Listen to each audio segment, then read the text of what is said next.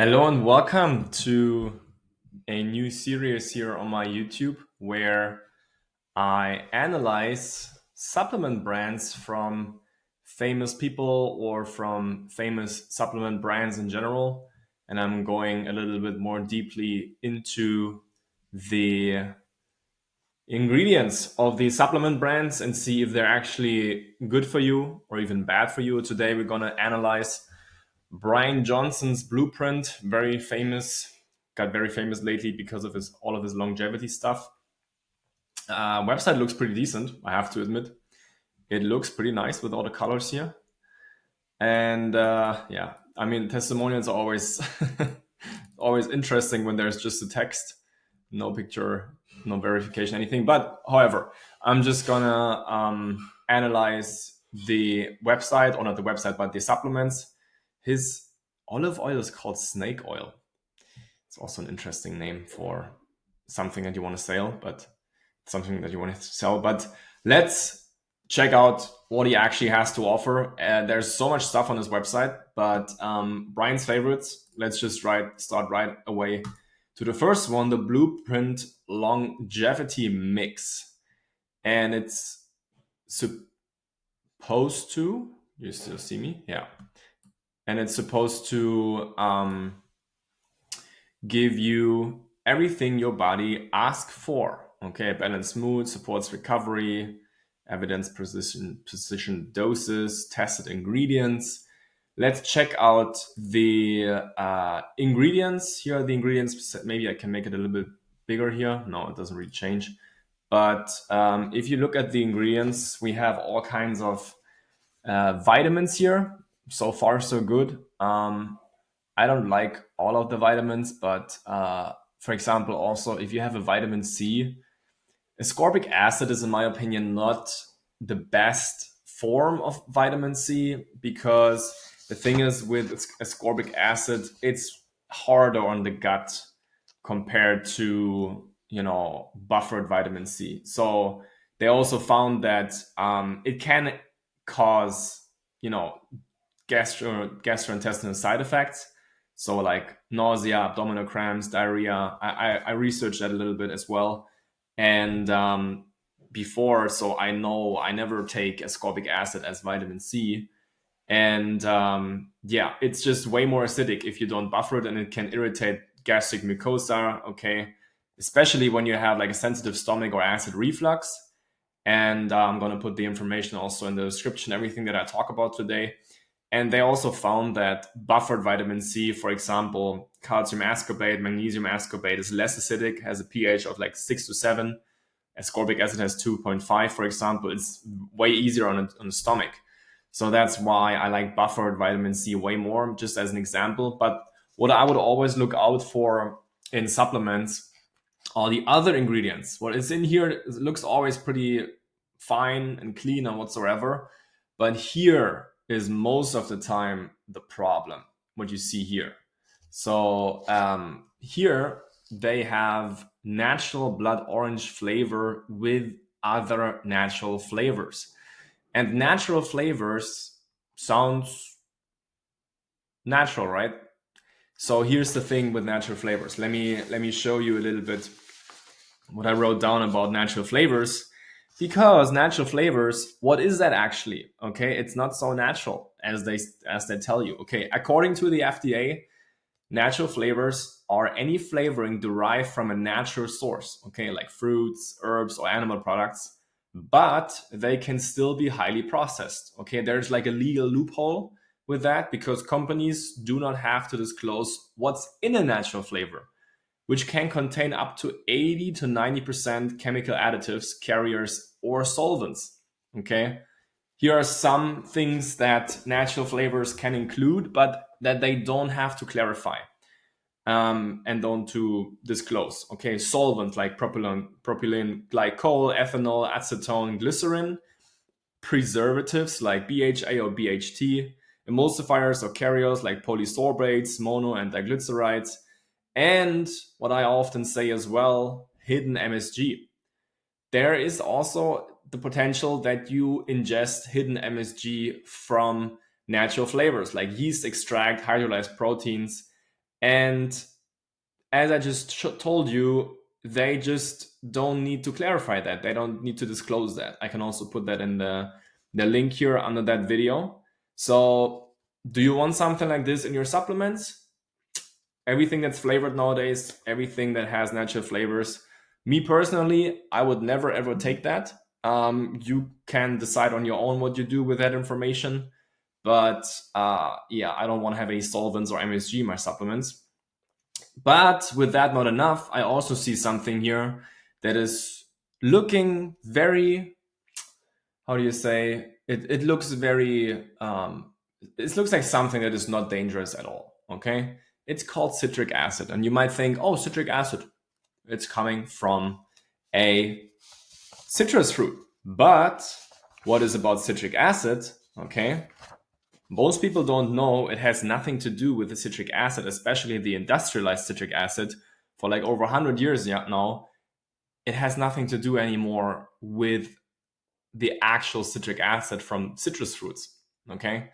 What you need to know about citric acid, it's not made from lemons, okay? It's made in factories using a black mold called Aspergillus niger, okay? That is not enough. So the citric acid is not only made from black mold, the mold is also fat sugar from GMO corn. And as it grows, it produces citric acid as a waste. Okay, and that acid gets cleaned up and added to foods, drinks, and supplements. But basically, it started as mold poop from GMO sugar. And after the mold makes the citric acid, it gets cleaned up using more chemicals like lime or sulfuric acid. And these help pull out and purify the acid so it can be used in food.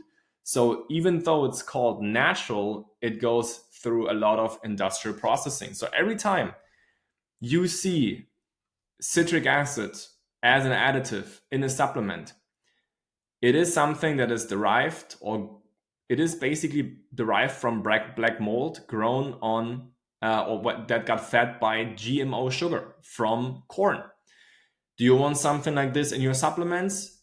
What are you doing with that information? I'm like, never touch anything that has citric acid. It doesn't matter if it's in my tomato paste. It doesn't matter if it's in my supplements. It doesn't matter if it's in a tincture.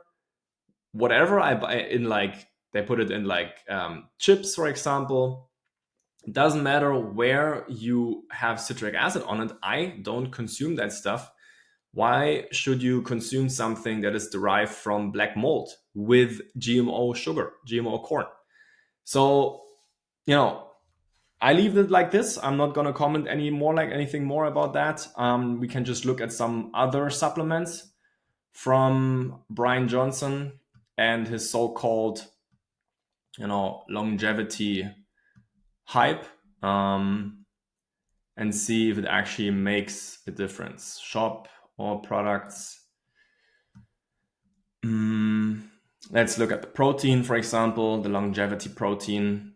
I mean, in my opinion, nobody on this planet needs a protein anyways, protein powder. So let's see. I think we should have the same problem as with the longevity mix that I just showed you. Natural chocolate flavor, other natural flavors. So here you already have the natural flavors again, which you just realized is not so natural as we just figured out. And then also, if we talk about longevity and having a better health, cocoa powder is in there as well. And cacao also has caffeine. And he also has matcha there, one of his products. Let's talk about caffeine a little bit in supplements or in general. He also has a matcha. Here's a matcha. Matcha obviously also contains caffeine. If you didn't know, it's just organic green tea. Yeah, matcha. So the thing is, with caffeine, a lot of people say it's good for you. A lot of people say it's bad for you. What I don't like about caffeine is that it blocks adenosine receptors, okay? So it delays sleep and rest signals, and it basically promotes nervous system overdrive. That's what I know what I know about caffeine. So I don't consume any caffeine because I also don't want to be in an artificial fight or flight mode. Because what caffeine is also doing, what a lot of people don't know, is that it's prompting your adrenals to release adrenaline and cortisol. Now, is that good or bad for you if you artificially release cortisol and adrenaline from your adrenals because caffeine prompts that, and you're in an artificial fight or flight situation? That's totally up to you. What do you think about that? If you want to be in a fake energy, an artificial fight or flight, so that's totally up to you. Daily caffeine consumption was also associated with reduced gray matter volume in the hippocampus. And yeah, a lot of people also don't know that caffeine is not good for the sleep as well. Caffeine reduces slow wave deep sleep and REM sleep, REM sleep, even when consumed 6 hours before bed. But for me, one of the things that I don't like at all in caffeine is with the adrenaline and the adrenals and cortisol, even in regular users. So I don't really like that at all. And that's also something you want to consider if you buy anything that contains caffeine. I mean, there are some supplements on this website here where I say, yeah, if I have to choose something on this website, then probably just take like that NAC ginger and curcumin, even though there's rice hull in there and just starch. Like, what kind of starch? It can be every starch. So I don't know which starch it is. Is it like starch from GMO corn? Is it potato starch? What exactly is it? So, but there's not so much in here, as you can see, just rice hulls and rice blend. So there are no fillers that are necessarily extremely bad for you, in my opinion. So yeah, that's what you want to consider. There's also macadamia protein bar. Let's see what this has. Yeah, I mean, in the maca, we again have the natural flavors in here that we discussed. And what else? Yeah, the natural flavors in here again. That is, in my opinion, a big problem, and I would never touch that. And there was also something that I saw before. For example, you know, the coffee alternative with a gentle energy boost. You know, they always say like you need to be very careful with with buying caffeine or coffee alternatives, because it just has the same caffeine. You know, it's just the same thing again. It's causing the same issues that you get in your body when you consume that kind of stuff, because it still has caffeine, as you can see here, caffeine from green coffee beans.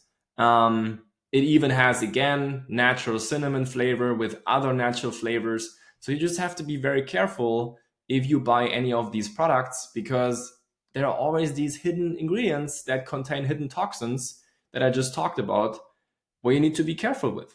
So no matter how good the website looks, no matter how fancy the supplement and the branding looks and the marketing, I mean, of course, I said it in the beginning, the website looks very nice. I have to admit that. The products, they look amazing as well. He has a great designer or team, whatever is doing this for him. But I would be very careful with what you're buying. And caffeine is also a problem if you like have anxiety and panic attacks and sleep disturbances, because there was also a study that showed caffeine can increase anxiety symptoms and trigger panic in sensitive individuals. So, you know, it's totally up to you what you do in the end. I just want to give you some more information about what's really going on in these supplements, to what kind of ingredients I would definitely look out for. If you need a supplement checklist, okay, where you have like every single ingredient I would look out for in every supplement. I even have a supplement checklist for that, where you can check all the boxes. And if you buy a new supplement, you see, okay, Theo is not recommending that, I'm not going to buy it. Or you check your supplements that you have at home already, so that you can see if it actually is something that is good for you or bad, because these supplements are pretty expensive. I mean, a lot of supplements are expensive nowadays, but these supplements here are very expensive in my opinion. And you want to look for good quality and not just good marketing, and therefore I would definitely get that supplement checklist. And not only that, I also have all my recommended supplements all over the world. I have recommended supplements for the US, UK, Australia, Canada, Europe, and even UAE. All over the world, I have complete lists. Every list has like roughly 100 supplements in there. My favorite supplements that I recommend. I'm completely unaffiliated with any of these brands. Okay, I don't get any money from them. It's just that I provide lists that you guys can get a good supplement checklist, and that you have all the recommendations for the supplements that I would take. It's not for free, but it's like $7 or $8. So that's something I charge for that, because it was a lot of work to do that, the whole list for you guys. But if you want to check that out, if you want to get access to that supplement checklist, there's a link in the description where you have basically the link for the supplement checklist, and then you can you have a link for my website where you can buy the supplement checklist, and then you can always look out for hidden bad ingredients, so you never buy bad supplements again in your life. So thank you for watching that video, and I hope we're gonna talk soon in one of the other videos on YouTube. Make sure to follow me and subscribe here on my YouTube, because I'm gonna analyze more supplement brands in the future. Maybe once a week or every second week, I'm gonna pick another brand. Also, I would like to just put in the comments what kind of supplement brand I should analyze the next time, and then I'll do that. So thank you for watching, and we're gonna talk soon. Bye bye, guys.